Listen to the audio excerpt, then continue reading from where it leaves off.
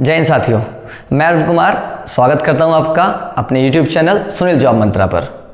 साथियों, हम आज इंडियन ज्योग्राफी के अंतर्गत भारत का प्रायद्वीपीय पठार पढ़ेंगे। प्रायद्वीपीय पठार में हम मुख्य पर्वतीय चोटी देखेंगे, मुख्य पर्वत श्रेणी देखेंगे। ठीक, सभी को मैंने मैप के थ्रू दिखाने की कोशिश की है। आप सभी अपने अपने मैप में मैपिंग करते चलेंगे मेरे साथ साथ। और जो हमारे चैनल पर पहली बार आए हैं वो चैनल को सब्सक्राइब कर लें, वीडियो को लाइक करें और शेयर करें। देखिए, आज हम सबसे पहले प्रायद्वीपीय भारत का पठार पहले जान लेते हैं। ये यहाँ से नीचे का जो पोर्शन है ये सारा का सारा प्रायद्वीपीय भारत का पठार कहलाता है। यहाँ से ठीक ऊपर आता है हिमालय, उत्तर पर्वतीय श्रेणी आती है, बीच में मैदान आता है, फिर नीचे यहाँ इधर पठार आते हैं और ये नीचे लास्ट में प्रायद्वीपीय पठार। ठीक, मैंने आपको बताया था स्टार्टिंग में जब हमने स्टार्ट किया था कि प्रायद्वीपीय जो पठार था, पहले दो ही पूरी पृथ्वी पर ये दो भागों में बटे हुए था। ऊपर उत्तरी भाग अंगार लैंड था, दक्षिणी भाग गोंडवाना लैंड था। प्रायद्वीपीय पठार जो भाग था वो गोंडवाना लैंड का ही एक भाग था। गोंडवाना लैंड से जब प्रायद्वीपीय भारत का पठारी अलग हुआ और उत्तर की तरफ जब प्रवाहित हुआ तो यहाँ जो 33 सागर था बीच में, इसमें जो अवसाद जमा था उसमें जब जाकर के ये ऊपर जाकर के टकराया और जब हिमालय की उत्पत्ति हुई, इसके उत्तर की तरफ प्रवाहित होने से ही हिमालय की उत्पत्ति हुई।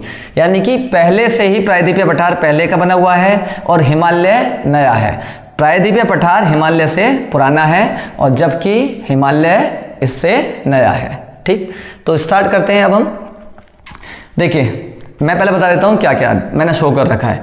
ये जो शो किया है सारा का सारा ये है अरावली पर्वत श्रेणी।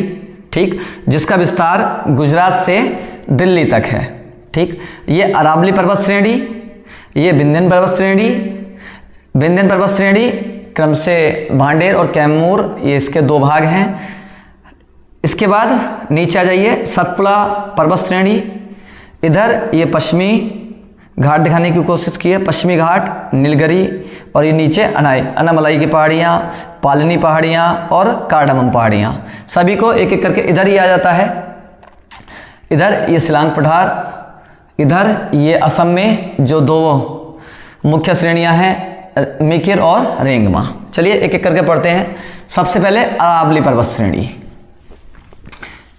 सबसे पहले हम पढ़ेंगे अरावली पर्वत श्रेणी।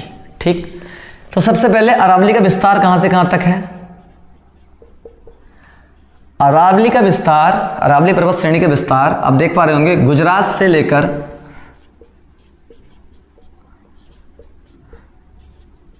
लेकर दिल्ली तक है।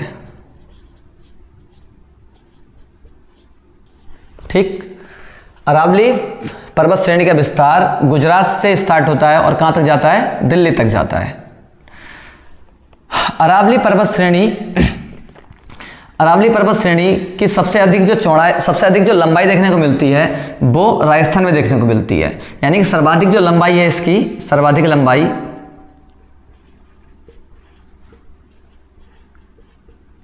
लंबाई इसकी राजस्थान में देखने को मिलती है।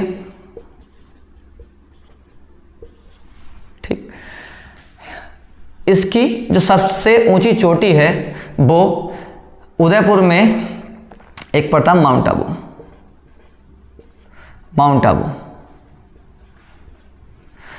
आबू पर ही इसकी सबसे ऊंची चोटी स्थित है जिसका नाम है गुरु शिखर। ठीक, अरावली पर्वत श्रेणी की सबसे ऊंची चोटी गुरु शिखर जो माउंट आबू पर स्थित है। माउंट आबू कहाँ है? राजस्थान के उदयपुर में। ठीक, अरावली पर्वत श्रेणी को ही जगह जगह अन्य नामों से जाना जाता है। जैसे उदयपुर में ही इसको जाना जाता है जरगा पहाड़ी के नाम से, जरगा पहाड़ी। और राजस्थान में ही जगह पड़ती है अलवर में इसको जाना जाता है हर्षनाथ पहाड़ी के नाम से। ठीक, अरावली पर्वत श्रेणी सबसे पहले विस्तार कहाँ से कहाँ तक है? गुजरात से दिल्ली तक इसका विस्तार है। सबसे अधिक लंबाई देखने को मिलती है यहाँ राजस्थान में, सबसे अधिक लंबाई देखने को मिलती है इसकी। सबसे ऊंची चोटी कौन सी है? सबसे ऊंची चोटी इसकी गुरु शिखर है, जो माउंट आबू पर स्थित है। माउंट आबू कहाँ पर है? उदयपुर में, राजस्थान के। ठीक, जगह जगह इसको अलग अलग नामों से जाना जाता है। जैसे उदयपुर में ही इसको जरगा पहाड़ी के नाम से जाना जाता है, अलवर में इसको हर्षनाथ की पहाड़ी के नाम से जाना जाता है। ये सभी पॉइंट आप नोट कर लें। देखिए, ये होगी हमारी अरावली, अरावली पर्वत श्रेणी। ठीक, इसके बारे में इतनी फैक्ट काफ़ी है। आगे चलते हैं। अरावली के ही नीचे हमें पड़ता है विंध्यन पर्वत श्रेणी। ठीक, इसको मैं रफ कर देता हूं। इसके बाद विंध्यन पर्वत श्रेणी, सॉरी, विंध्य पर्वत श्रेणी।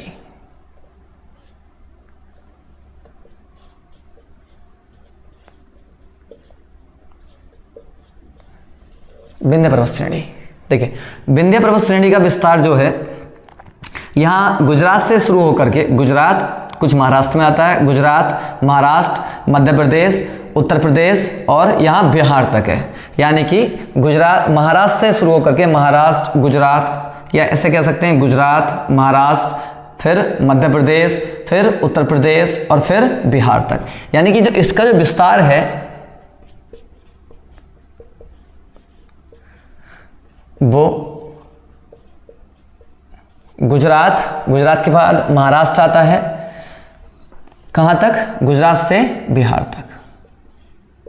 ठीक, इसको जब हम इससे पूरब, पश्चिम से पूरब की ओर जाते हैं तो दो, ये एक नियमित पर्वत श्रेणी ना होकर के बीच बीच में कटी हुई है, बीच बीच में तो छोटे छोटे भागों में डिवाइड है। तो इसी के दो भाग आते हैं जब हम आगे जाते हैं। तो एक तो भांडेर और एक कैमूर, कैमूर पर्वत श्रेणी। ठीक, यानी कि विंध्यन पर्वत श्रेणी की जो सबसे पूर्वी पर्वत श्रेणी है वो कौन सी है? कैमूर, जो बिहार को टच करती है आगे जाकर के। आगे चलते हैं। विंध्या के बाद आता है आपका सतपुड़ा। देखिए, सतपुड़ा काफी इंपॉर्टेंट है। सतपुड़ा, सतपुड़ा पर्वत श्रेणी। सतपुड़ा पर्वत श्रेणी भी एक नियमित पर्वत श्रेणी न होकर के छोटे छोटे पार्ट में डिवाइड है, जिसका विस्तार पश्चिम से अगर शुरू करें तो पश्चिम से पूरब की ओर राजपीपला, सबसे पहले राजपीपला, फिर महादेव, फिर मैकाल। यानी कि सबसे पश्चिमी जो पर्वत से, इसकी सबसे पश्चिमी श्रेणी है सतपुड़ा पर्वत श्रेणी की, वो कौन सी है? राजपीपला। मध्य में महादेव पर्वत श्रेणी और पूरब में सबसे पूर्वी पर्वत श्रेणी कौन सी है इसकी? मैकाल। ठीक, अच्छा, सतपुड़ा पर्वत श्रेणी की जो सबसे ऊंची चोटी है, सबसे ऊंची चोटी इसकी, सबसे ऊंची चोटी वो धूपगढ़ है। कौन सी है? मैंने दिखा दिया है, धूपगढ़। धूपगढ़ है, जिसकी ऊंचाई 1350, 1350 मीटर है।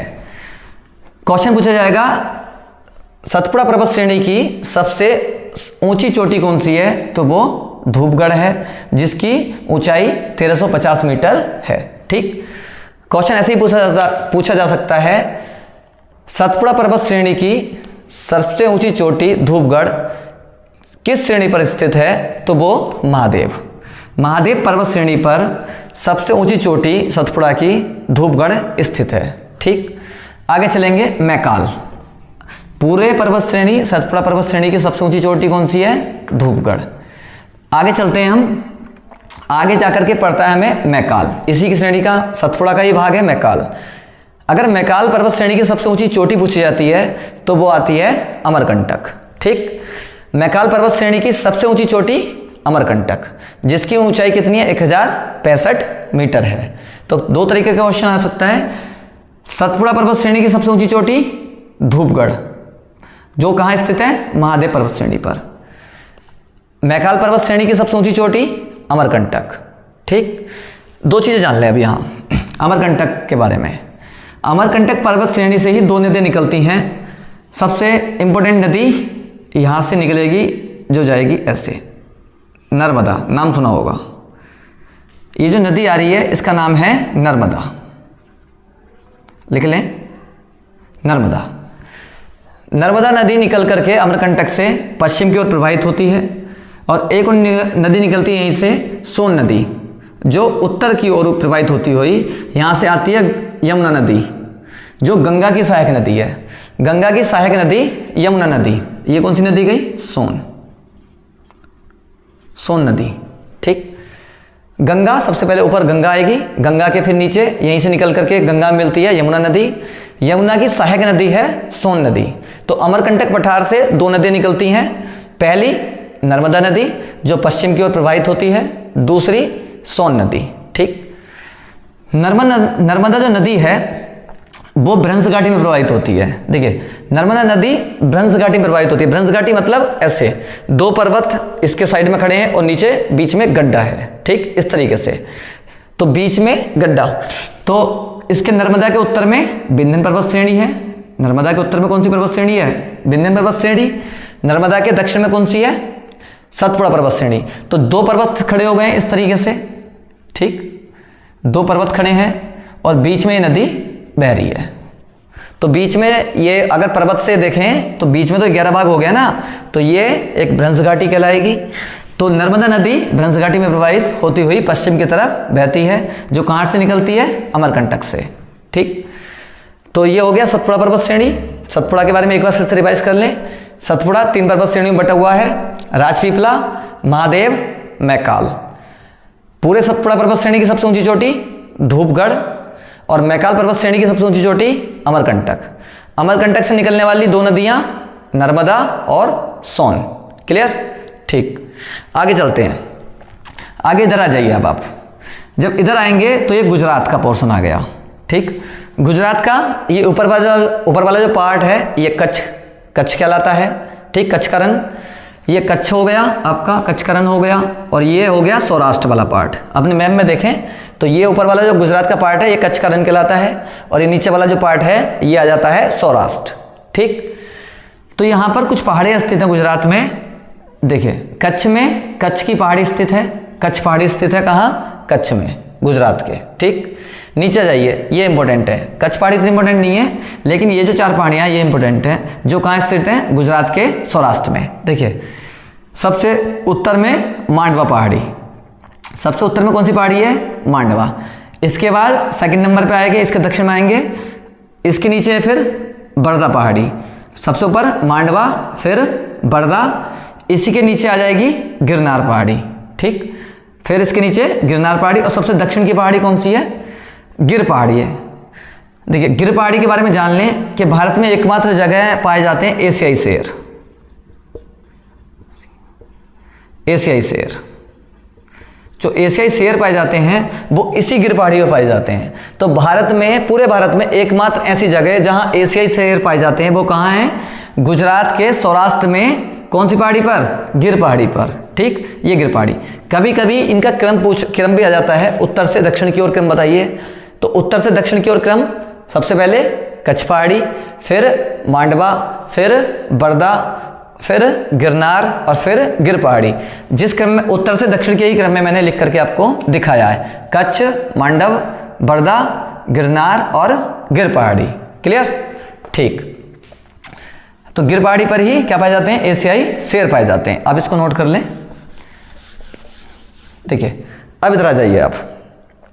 सबसे पहले इधर देख लेते हैं, ये पूरब में कुछ इधर देखिए, ये जो पार्ट है ये है मेघालय का पठार। कौन सा पठार पे आता है? मेघालय। ये पार्ट आ गया आपका मेघालय का पठार का।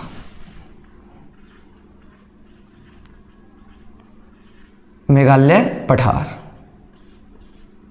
इसी को कहा जाता है कार्बी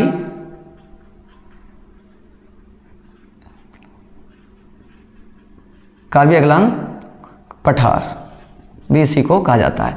मेघालय पठार या कार्बी अंगलांग पठार मेघालय में स्थित है। इसी पर, मेघालय पठार पर ही 3 पहाड़ियाँ पाई जाती हैं, गारो, खासी, जयंतियाँ। सबसे पहले गारो, खासी और जयंतियाँ। ठीक, मेघालय पठार पर ही गारो, खासी, जयंतिया पहाड़ियाँ स्थित हैं। आपने ये जो खासी जयंती है, खासी ये वाली, ये जो बीच में खासी है, इसकी खासियत देख लीजिए जरा। खासी पहाड़ी पर ही इसके दक्षिण में जब चलेंगे तो दक्षिण में 2 स्थान पड़ते हैं, एक तो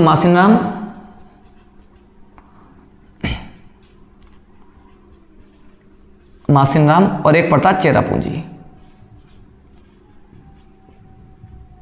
ठीक, तो भारत के सबसे अधिक जो वर्षा होती है वो मासिनराम और चेरापूंजी में ही होती है। सबसे अधिक जो वर्षा होती है पूरे भारत में वो कहाँ स्थित है? मेघालय में। और किस पहाड़ी के दक्षिण में? खासी पहाड़ी के। ठीक, जो मिडिल में है बिल्कुल, खासी पहाड़ी के दक्षिण में ही मासिनराम और चेरापूंजी स्थित है। ठीक, एक बात और जान लें, मेघालय पठार की जो सबसे ऊंची चोटी है वो है नोकरेक। ये सबसे ऊंची चोटी है मेघालय पठार की। मेघालय पठार की सबसे ऊंची चोटी कौन सी है? नोकरेक। नोकरेक गारो पहाड़ी पर स्थित है। ये जो नोकरेक है ये गारो पहाड़ी पर स्थित है। क्लियर? तो ये मेघालय पठार के बारे में जाना हमने। मेघालय पठार पर 3 पहाड़ियां हैं, गारो, खासी, जयंतियां। खासी पहाड़ी के दक्षिण में मासिनराम और चेरापूंजी स्थित हैं, जहां सबसे अधिक वर्षा होती है भारत में। गारो पहाड़ी पर ही मेघालय पठार की सबसे ऊंची चोटी स्थित है, क्या नाम है? नोकरेक। क्लियर? अच्छा, एक बात और बता देना चाहता हूं मैं आपको, ये जो मेघालय का पठार है ये इसी प्रायद्वीपीय पठार का भाग है। इसी प्रायद्वीपीय पठार का भाग है ये मेघालय पठार, लेकिन यहां पर पड़ती हैं राजमहल की पहाड़ियां। यहीं पर ये पड़ती हैं, यहाँ राजमहल की पहाड़ियाँ। ठीक, राजमहल की पहाड़ियाँ और मेघालय पठार पहले दोनों एक ही हुआ करते थे, लेकिन इनके बीच में गैप आ गया, यानी कि यहाँ ये जो बीच का सिरा है ये नीचे धंस गया। ये जो बीच का पार्ट है राजमहल पहाड़ियों के और मेघालय पठार का जो बीच का पार्ट है नीचे धंस गया है, जिस वजह से ये प्रायद्वीपीय पठार से अलग हो गई है। मेघालय पठार अलग हो गया है प्रायद्वीपीय पठार से, लेकिन ये इसी प्रायद्वीपीय पठार का पूर्वी विस्तार है, ये जो मेघालय का पठार है। क्लियर? अब इधर आ जाइए आप, देखिए सबसे ऊपर क्या पड़ गया? अरावली। एक बार फिर से रिपीट कर लें, अरावली, फिर विंध्य पर्वत श्रेणी, फिर सतपुड़ा। आप ऐसे याद कर सकते हैं ABS, मैं ऐसे भी याद कर सकते हैं। ए से अरावली, बी से विंध्य पर्वत श्रेणी और एस से सतपुड़ा। ये उत्तर से दक्षिण की ओर हो गया, अरावली, विंध्या और सतपुड़ा। ठीक, विंध्या और सतपुड़ा के बीच में नर्मदा नदी प्रवाहित होती है। सतपुड़ा के दक्षिण में ही तापी नदी प्रवाहित होती है। इसी के दक्षिण में तापी नदी, यहाँ ऐसे। ये कौन सी नदी है? तापी नदी, ताप्ती या तापी, ताप्ती नदी या तापी नदी। तो सतपुड़ा के उत्तर में नर्मदा नदी प्रवाहित होती है, सतपुड़ा के दक्षिण में ताप्ती नदी प्रवाहित होती है। ये जो सतपुड़ा पर्वत श्रेणी है ये भारत का एकमात्र ब्लॉक पर्वत है। एकमात्र भारत में ब्लॉक पर्वत का उदाहरण जो है वो सतपुड़ा पर्वत श्रेणी है। 2 भ्रंश घाटियों के बीच में स्थित पर्वत को, ये दोनों भ्रंश घाटी में बैठती हैं ना, नर्मदा नदी और ताप्ती नदी दोनों की दोनों ही भ्रंश घाटी में प्रवाहित होती हैं। ठीक, भ्रंश घाटियों के बीच में स्थित पर्वत को ही हम ब्लॉक पर्वत कहते हैं। तो पूरे भारत में एकमात्र ब्लॉक पर्वत का उदाहरण देखने को मिलता है हमें सतपुड़ा पर्वत। ठीक, आगे चलिए, देखिए ये जो है ये पश्चिमी घाट है ये। तो अगला टॉपिक इसे नोट कर लें, ABS, अरावली, विंध्य और सतपुड़ा। देखिए पश्चिमी घाट, पश्चिमी घाट। सबसे पहले इसका विस्तार कहां से कहां तक है? इसका विस्तार ताप्ती नदी के मुहाने से लेकर दक्षिण में कन्याकुमारी तक है। ताप्ती से कहां तक? कन्याकुमारी तक। ठीक है, इसकी जो लंबाई है, इसकी लंबाई, पश्चिमी घाट जो पर्वत श्रेणी है इसकी लंबाई 1600 किलोमीटर है। 1600 किलोमीटर। यहां पर एक बात, अब खास बात, देखिए हिमालय यहां है, लेकिन हिमालय जो पर्वत श्रेणी है, हिमालय पर्वत श्रेणी भारत में, तिब्बत में, नेपाल में, इन सभी और देशों में भी फैला हुआ है। ठीक, तो सबसे बड़ी जो पर्वत श्रेणी है, सबसे बड़ी पर्वत श्रेणी तो हिमालय है। क्लियर? लेकिन अगर आपको क्वेश्चन आता है कि भारत में ही स्थित सबसे जो बड़ी पर्वत श्रेणी है, सबसे बड़ी पर्वत श्रेणी, ये पूरा का पूरा भारत में ही है ना देखो, लेकिन हिमालय जो है, हिमालय नेपाल तिब्बत इस तरीके से आगे बढ़ा हुआ है, तो हिमालय तो और भी देशों में फैला हुआ है, लेकिन ये जो पश्चिमी घाट पर्वत श्रेणी है ये पूरी पूरी भारत में ही स्थित है। तो क्वेश्चन अगर आता है कि सबसे लंबी पर्वत श्रेणी, तो हिमालय। यदि क्वेश्चन आता है भारत में स्थित सबसे लंबी पर्वत श्रेणी, तो वो पश्चिमी घाट पर्वत श्रेणी। क्लियर? पश्चिमी घाट पर्वत श्रेणी सबसे लंबी पर्वत श्रेणी है जो पूरी की पूरी भारत में ही स्थित है। आगे चलिए, आगे चलेंगे तो महाराष्ट्र में पश्चिमी पर्वत श्रेणी पर 2 चोटियां पड़ती हैं, एक तो पड़ती है कालसुबाई चोटी और एक महाबलेश्वर चोटी। कालसुबाई चोटी और महाबलेश्वर चोटी, कालसुबाई और महाबलेश्वर, महाबलेश्वर चोटी दोनों की दोनों ही ये महाराष्ट्र में स्थित है, महाराष्ट्र में स्थित है। सबसे ऊपर कालसुबाई चोटी, फिर उसके नीचे महाबलेश्वर चोटी। एक बात और बता देना चाहता हूं मैं, इसी महाबलेश्वर चोटी से कृष्णा नदी,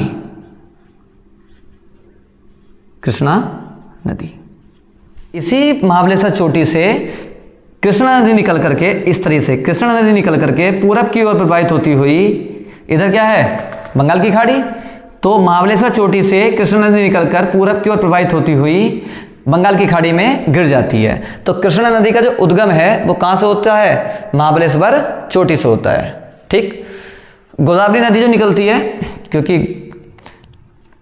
गोदावरी और कृष्णा का जो डेल्टा होता है, गोदावरी नदी कालसुबाई चोटी के ऊपर ही यहाँ से निकलती है, नासिक से, नासिक के त्र्यंबक पड़ता है, वहाँ से गोदावरी नदी निकलती हुई वो भी बंगाल की खाड़ी में गिर जाती है। देखिए प्रायद्वीपीय पठार की ज़्यादातर जो नदियाँ हैं वो बंगाल की खाड़ी में ही जाकर के पूरब की ओर प्रवाहित होती हुई बंगाल की खाड़ी में जाकर ही गिरती हैं। इसका कारण ये है कि इसका जो ढाल है, पूरे प्रायद्वीपीय पठार का जो ढाल है वो इस तरह से है, यानी कि इसका सारा का सारा जो ढाल है इस तरह से वो पूरब की ओर है। प्रायद्वीपीय पठार का जो ढाल है वो किधर की ओर है? पूरब की तरफ है। इसलिए सारी की सारी जो नदियां हैं वो कहाँ गिरती हैं? ज़्यादातर कहाँ गिरती हैं? बंगाल की खाड़ी में। क्लियर? तो महाबलेश्वर चोटी से ही कौन सी नदी निकलती है? कृष्णा नदी। नीचे चलेंगे, कर्नाटक में आएंगे। कर्नाटक में देखने को हमें 2 चोटियां मिलती हैं, इसी पे पश्चिमी घाट पर ही कर्नाटक में हमें 2 चोटियां देखने को मिलती हैं। पहली कुद्रेमुख चोटी, दूसरी ब्रह्मगिरी चोटी। क्लियर?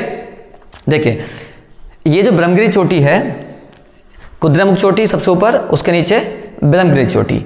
इसी ब्रह्मगिरी चोटी से हमारी एक नदी है कावेरी नदी, आप सभी ने नाम सुना होगा। तो इसी नदी से, ब्रह्मगिरी चोटी से ही, ब्रह्मगिरी जो चोटी है इसी से कौन सी नदी निकलती है? कावेरी नदी। कावेरी नदी, कावेरी नदी यहां से निकलती हुई वो भी कहाँ जाके गिरती है? बंगाल की खाड़ी में। ये कौन सी नदी निकल गई? कावेरी नदी। कावेरी नदी। तो कावेरी नदी का उद्गम कहाँ से होता है? ब्रह्मगिरी चोटी से होता है। और कृष्णा नदी का उद्गम कहाँ से होता है? महाबलेश्वर चोटी से होता है। महाबलेश्वर चोटी कहाँ स्थित है? महाराष्ट्र में। और ब्रह्मगिरी चोटी कहाँ स्थित है? ये दोनों की दोनों चोटियां कहाँ हो गई? कर्नाटक में। कर्नाटक में। ठीक, इसके नीचे चलेंगे तो देखिए इधर है, जैसे जैसे ये पश्चिमी घाट है वैसे इधर पूर्वी घाट है। पूर्वी घाट है, तो पूर्वी घाट और पश्चिमी घाट जहां दोनों आकर के मिलते हैं, ये यहाँ ये पड़ता है हमारा, ये जो स्थान है ये पड़ता है, मैं थोड़ा रफ कर देता हूं, आपने नोट कर लिया होगा। ये जो स्थान है ये है नीलगिरी पर्वत श्रेणी। नीलगिरी पर्वत श्रेणी, नीलगिरी पर्वत श्रेणी पर ही पश्चिमी घाट और पूर्वी घाट दोनों आकर के मिलते हैं। नीलगिरी पर्वत श्रेणी पर ही, इधर से पश्चिमी घाट और इधर से पूर्वी घाट दोनों के दोनों आकर के कहाँ मिलते हैं? नीलगिरी पर्वत श्रेणी पर ही। नीलगिरी पर्वत श्रेणी का जो विस्तार है वो 3 स्टेट में है। इसका जो विस्तार है वो हमें देखने को मिलता है सबसे ऊपर कर्नाटक, कर्नाटक, कर्नाटक के बाद केरल और केरल के बाद तमिलनाडु, तमिलनाडु। यानी कि नीलगिरी पर्वत श्रेणी का जो विस्तार है वो 3 स्टेट में है। कहाँ कहाँ? कर्नाटक, केरल, तमिलनाडु। कर्नाटक, केरल, तमिलनाडु। नीलगिरी पर्वत श्रेणी की जो सबसे ऊंची चोटी है वो है दोदा बेटा।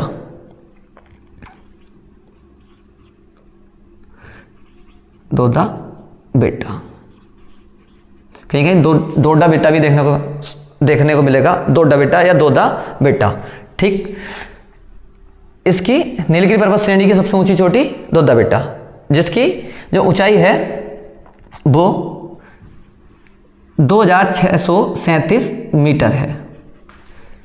नीलगिरी पर्वत श्रेणी की सबसे ऊंची पर्वत श्रेणी दोडा बेटा, ठीक, जिसकी ऊंचाई 2637 मीटर है। एक बात और जाने, दोदा बेटा पूरे दक्षिण भारत की, दोदा बेटा पूरे दक्षिण भारत की दूसरी सबसे ऊंची चोटी है। दूसरी, पहली नहीं, दूसरी। दोदा बेटा पूरे दक्षिण भारत की दूसरी सबसे ऊंची चोटी है। पहली जो चोटी पड़ेगी वो यहां पड़ेगी, अनाईमुदी। ठीक, अनाईमुदी। अनाईमुदी पूरे दक्षिण भारत की सबसे ऊंची चोटी है, जो भी बताऊंगा मैं। लेकिन दोदा बेटा दूसरी सबसे ऊंची चोटी है पूरे दक्षिण भारत की। क्लियर? अच्छा, नीलगिरी पर्वत श्रेणी पर ही हमें एक बहुत ही प्रसिद्ध पर्यटक स्थल ऊटी, ऊटी, इसे ही ऊटी या उटक मंडल, उदक मंडल या उटक मंडल। ठीक, नीलगिरी पर्वत श्रेणी पर ही ऊटी, जो कि एक प्रसिद्ध पर्यटक स्थल है, सभी ने नाम सुना होगा, ऊटी या उदक मंडल स्थित है। क्लियर? ये बात हो गई नीलगिरी पर्वत श्रेणी की ही। एक बात और जान लें, नीलगिरी पर्वत श्रेणी के अंतर्गत ही जो केरल की साइलेंट वैली है, केरल में जो साइलेंट वैली, जैसे कहते हैं शांत घाटी, सर्वाधिक जैव विविधता बहुत ज़्यादा है वहाँ, तो केरल की जो शांत घाटी या साइलेंट वैली है वो भी नीलगिरी पर्वत श्रेणी के ही अंतर्गत आती है। क्लियर? ओके, आगे चलते हैं। देखिए, नीचे आपको दक्षिण में ये बाई के आकार में एक आकृति बनी हुई दिख रही होगी। ये यहाँ से 3 पर्वत श्रेणियाँ निकल ली हैं क्रम से। ये अनामलाई, मैं लिख रहा हूं, ऊपर वाली अन्नामलाई पर्वत श्रेणी, ये रब कर देता हूं मैं इधर, आप नोट कर लें। इधर वाली ये पालनी पहाड़ी, पालनी पहाड़ी, और ये दक्षिण में जो निकल रही है नीचे को, ये है कार्डामम पहाड़ी, कार्डामम पहाड़ी।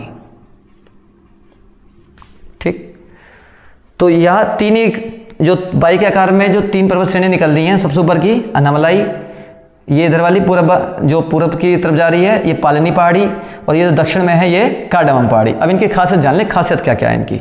देखिए, कार्डामम पहाड़ी पूरे भारत की, ठीक, कार्डामम पहाड़ी पूरे भारत की सबसे दक्षिणी पर्वत श्रेणी है। इसके बाद कोई भी पर्वत श्रेणी हमें देखने को नहीं मिलेगी। तो कार्डामम पहाड़ी, या इसी को कहते हैं हम इलायची पहाड़ी, एक नाम हो रहा है इसका इलायची, इलायची पहाड़ी। कार्डामम पहाड़ी या इलायची पहाड़ी पूरे दक्षिण भारत की सबसे दक्षिणी पर्वत श्रेणी है। इसके बाद कोई भी पर्वत श्रेणी आपको देखने को नहीं मिलेगी। क्लियर?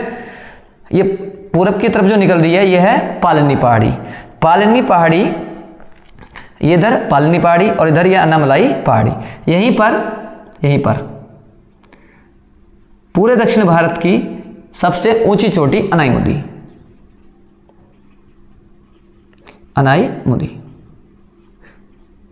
अनाईमुदी पूरे दक्षिण भारत की सबसे ऊंची चोटी अनाईमुदी यहीं पर स्थित है, जिसकी जो ऊंचाई है वो 2695 मीटर है।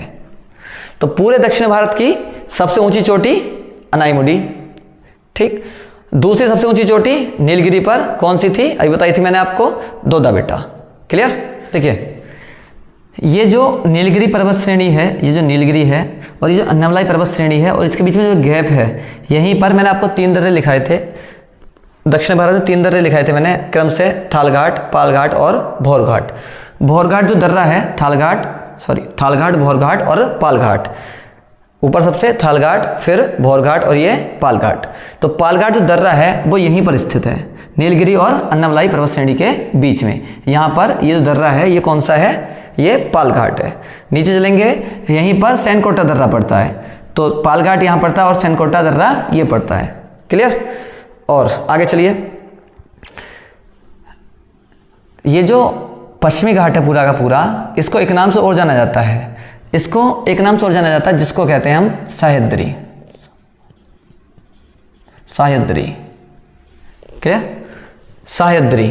पश्चिमी घाट को एक नाम से और जाना जाता है जिसको कहते हैं हम सह्याद्री। क्लियर। तो एक बार रिपीट कर लें, सबसे ऊपर कालसुबाई, महाबलेश्वर, दोनों की दोनों चोटी कहाँ हो गई, महाराष्ट्र में हो गई।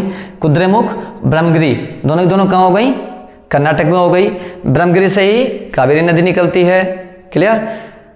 इसी के नीचे फिर नीलगिरी, नीलगिरी की सबसे ऊंची चोटी दोदा बेटा, जो पूरे दक्षिण भारत की दूसरी सबसे ऊंची चोटी है। इसके नीचे बाई के आकार में 3 पर्वत श्रेणी आपको देखने को मिलती हैं।